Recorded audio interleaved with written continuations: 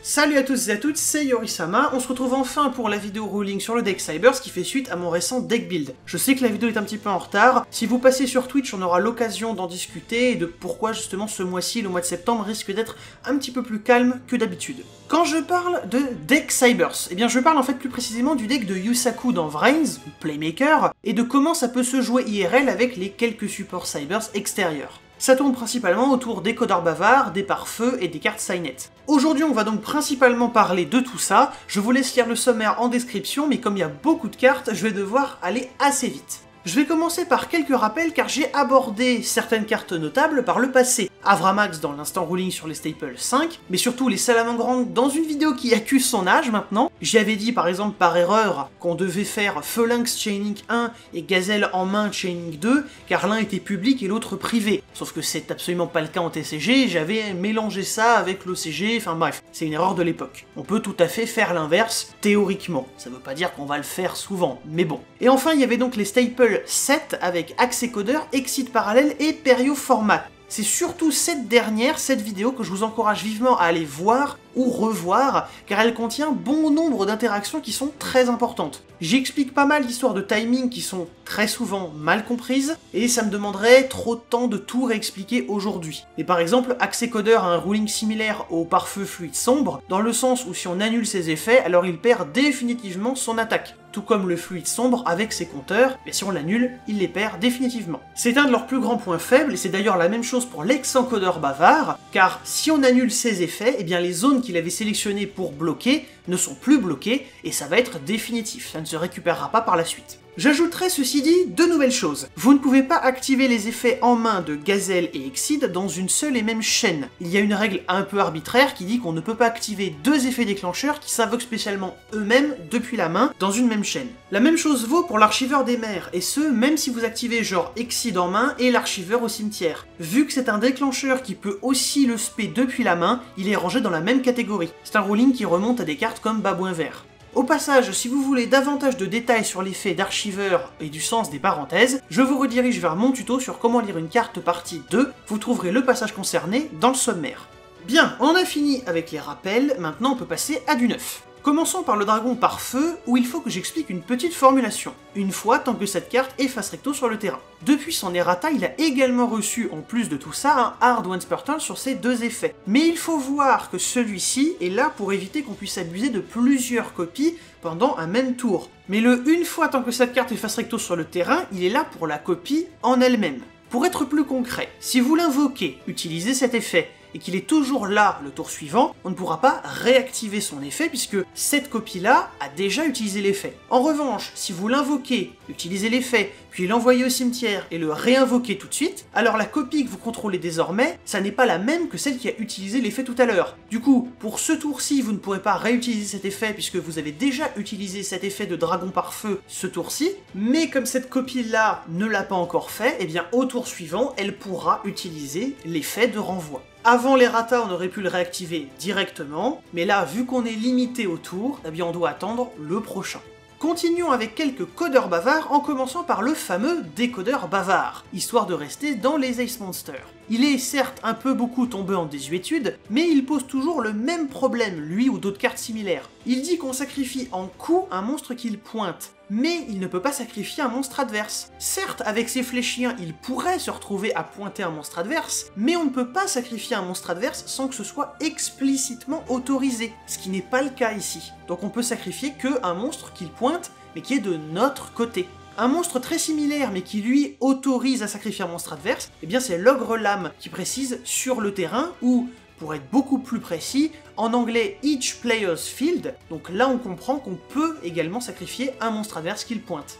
Enchaînons avec un autre codeur, celui qui est à l'envers, et donc son combo avec Signet Codec. L'idée c'est de l'invoquer alors qu'on contrôle Codec, et d'activer l'effet du codeur en 1 et Codec en 2. Du coup on résout dans l'autre sens en ajoutant le monstre lumière, puis on résout du coup le Chaining 1, et ça nous permet directement de l'invoquer spé. C'est un combo efficace, mais il faut pas oublier que pour activer l'effet du codeur en Chaining 1 à la base, il faut déjà avoir un monstre Cybers en main qu'on pourrait potentiellement invoquer. Sans ça, on ne peut même pas activer l'effet à la base, et on peut pas dire « mais c'est pas grave, je vais mettre Codec en 2 ». Ça ne fonctionne pas comme ça. Et d'ailleurs, tant qu'on est sur codec, si vous n'ajoutez pas avec succès un monstre, eh bien vous n'avez pas de restriction sur l'attribut qui était concerné. C'est surtout utile à savoir dans le cas où le codeur que vous avez ciblé avec son effet n'est plus sur le terrain à la résolution, puisque étant donné que vous ne pouvez plus checker l'attribut, eh bien vous n'ajoutez rien, et du coup il n'y a pas de restriction hypothétique. Et ces deux-là nous emmènent sur un autre couple de cartes, Ibli et le transcodeur bavard. Alors d'abord ce dernier qui a une condition sur l'activation de son effet qui va nous loquer au tour, et non pas uniquement après la résolution de son effet. Donc si dans votre tour vous invoquez spécialement Pancraceratops et que ensuite vous voulez utiliser l'effet du transcodeur, eh bien c'est pas possible, puisque ce tour vous avez invoqué spé quelque chose qui n'était pas Cybers. Également sur cet effet-là, et ça va nous amener à Ibli, il doit invoquer dans une zone qu'il pointe au moment de la résolution. Du coup, s'il est plus sur le terrain, et bien forcément, il se résout sans invoquer rien du tout. Et ça, c'est la même chose avec le premier effet d'Ibli, qui doit invoquer le monstre lien de sorte à ce qu'il soit lié à elle. Et du coup, elle doit également toujours être sur le terrain à la résolution pour qu'on puisse invoquer. D'ailleurs, lisez bien la carte au niveau de la phrase suivante, car elle n'est pas liée genre à cet effet d'invocation par exemple. C'est bel et bien un effet à part, la carte a 3 effets au total, 2 qui s'activent et au milieu il y a un effet continu, qui est une restriction à laquelle déjà nous il faut qu'on fasse attention, mais évidemment tout l'intérêt de la carte c'est d'utiliser son dernier effet pour aller l'invoquer sur le terrain adverse et que du coup l'adversaire ne puisse spé que des monstres liens. Et d'ailleurs ça vaut peu importe l'endroit d'où il veut invoquer, que ce soit l'extra deck, la main, le cimetière, etc. C'est tout l'intérêt. Bon alors pour le moment on va du coup repasser un petit peu à des monstres de main deck pour suivre Ibli, et on va quand même rester sur le thème des codeurs puisqu'on va parler des petits codeurs, et leur effet commun qui est de s'utiliser depuis la main pour une invocation lien. Cet effet a un énorme avantage, c'est celui de ne pas avoir à s'activer, et on peut en cumuler plusieurs si on en a du coup plusieurs différents en main. Donc si j'ai debug sur le terrain ainsi que microcodeur et générateur en main, je peux directement utiliser les 3 pour faire transcodeur. On peut même les utiliser en passant par l'effet d'IP Mascarena, c'est aussi possible. Et le seul des petits sur lequel je veux vraiment revenir, c'est le radiateur, qui peut utiliser son deuxième effet en ciblant un monstre normal, un monstre qui a déjà ses effets annulés, ou un monstre qui est déjà à 0 d'attaque. C'est toujours pareil avec ces effets qui modifient les stats et qui aussi annulent les effets, ils ont la permission de s'activer sur un monstre sur lequel il n'y a qu'une seule des 2 actions à faire. Alors c'est totalement arbitraire, c'est même pas une question de conjonction, puisque je rappelle que les conjonctions ne nous donnent des informations que sur la résolution d'un effet, pas sur la légalité d'activation. Donc vous pouvez pas dire que c'est parce qu'il y a écrit « et aussi ». Non, c'est vraiment quelque chose de totalement arbitraire.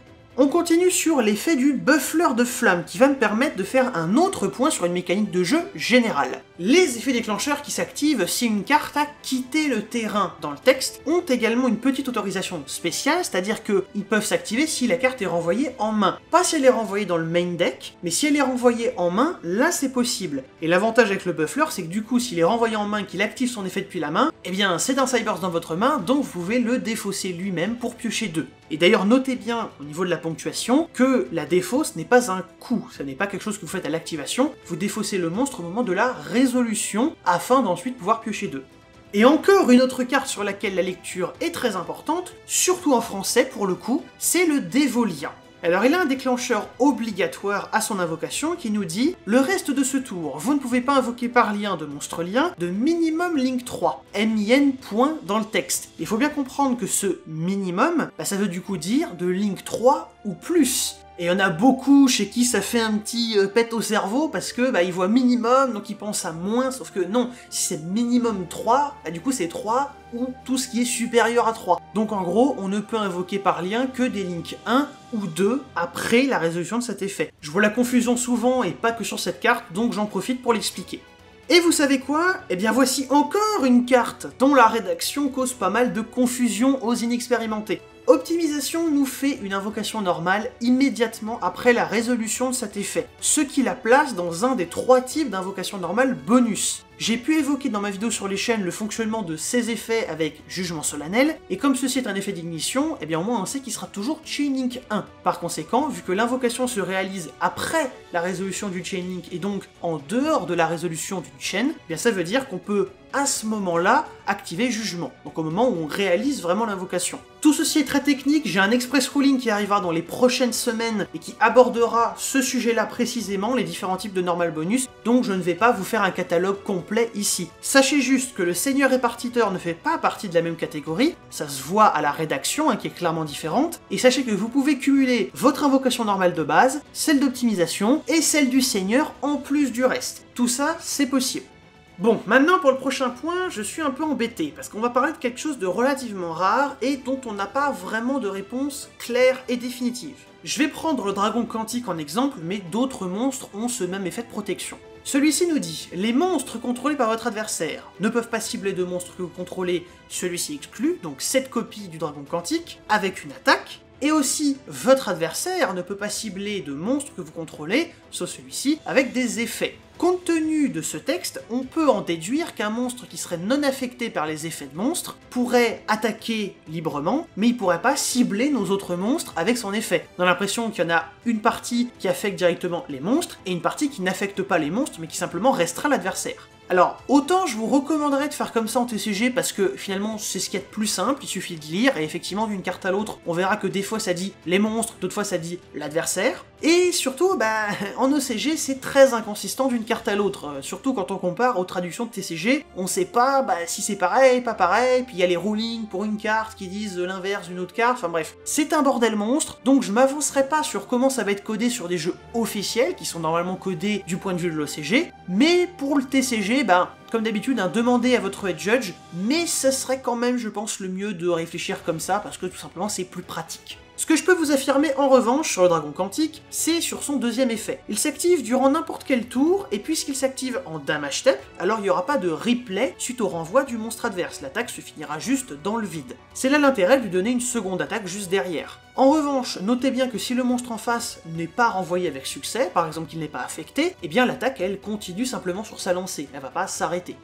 Et on approche enfin de la fin de cette vidéo avec le piège Ciné de conflit. Comme je l'ai dit dans le deck build, sa restriction ressemble à Appelé par la tombe, mais ceci étant, c'est pas exactement la même chose. Ici, on n'annule pas les futurs effets du même nom, mais on interdit carrément leur activation. Ça veut aussi dire qu'une autre grosse différence, c'est qu'on ne bloque pas les effets qui ne s'activent pas, ça ne touche que ce qui va s'activer. Donc par exemple, au lieu d'annuler les effets en général sur le terrain comme le fait Appelé par la tombe, nous c'est pas ce qu'on fait. Du coup tout ce qui est effet continu serait toujours applicable. Donc attention, c'est pas parce qu'effectivement ça ressemble que c'est la même chose. Attention également au fait que cette restriction n'est appliquée que si on bannit une carte avec succès. Si on chaîne à un effet comme par exemple Floraison de Cendre qui s'active en main mais se défausse directement, on répond à un effet qui est en main, mais quand on résout, il n'y a plus de carte en main à bannir. Donc on ne bannit rien et il n'y a pas de restriction. Même chose avec une carte qui va se bannir en coup depuis les cimetières, comme Tyvernosaur par exemple. Ceci étant, une chose qu'on peut se demander, c'est si on peut activer la carte contre un effet de carte qui est déjà banni. Par exemple, Visage Nécro qui va activer son effet du fait que, la carte a été bannie. Donc là pour le coup, c'est pas genre elle s'est bannie depuis le cimetière en coup, c'est juste la carte est banne et à ce moment-là elle active un effet. Est-ce que là on peut activer notre piège, puisqu'on peut pas rebannir la carte, elle est déjà bannie?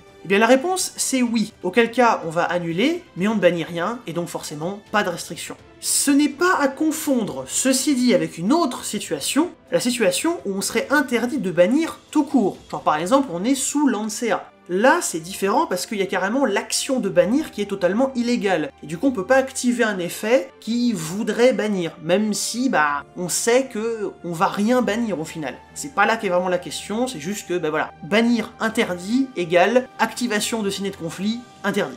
Et voilà qui est fait, il y aurait toujours d'autres cartes que j'aurais pu aborder, mais il a bien fallu faire un choix. J'ai même dû en élaguer un peu au moment de l'écriture. Vous avez toujours mes divers tutos et express ruling pour avoir d'autres informations sur d'autres mécaniques de jeu, et bien sûr il reste la section commentaires. J'espère que cette vidéo et plus globalement ce tour d'horizon du deck Cybers vous ont plu. N'hésitez pas à liker et partager, suivez-moi sur YouTube et Twitch. De mon côté, je donne rendez-vous pour ce qui devrait être ma FAQ spéciale 10 000 abonnés. D'ici quelques semaines, j'essaierai de la sortir courant septembre. Sur ce, je vous dis salut les gens!